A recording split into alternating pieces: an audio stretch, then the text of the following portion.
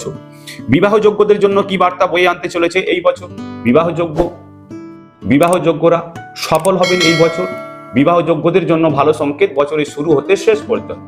বছরের শুরুতে দ্বিতীয়ভাবে বৃহস্পতির গোচর পরিবারে নতুন সদস্যের আগমন ঘটাতে পারে ও মে মাসের মাঝামাঝি হতে আপনাদের রাশির সপ্তম ভাবে বৃহস্পতির দৃষ্টি বিবাহের জন্য প্রচেষ্টায় থাকা বিবাহযোগ্য জাতক জাতিকাদের জন্য ভালো সংকেত।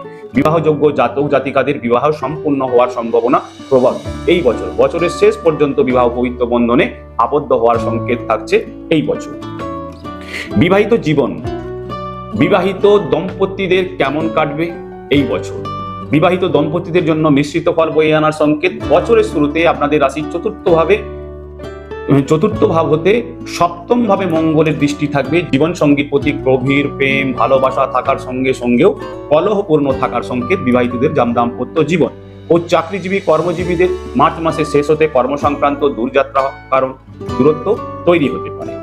মে মাসের 15 তারিখ হতে আপনাদের রাশির সপ্তম ভাবে দেবগুরু বৃহস্পতির দৃষ্টি থাকবে।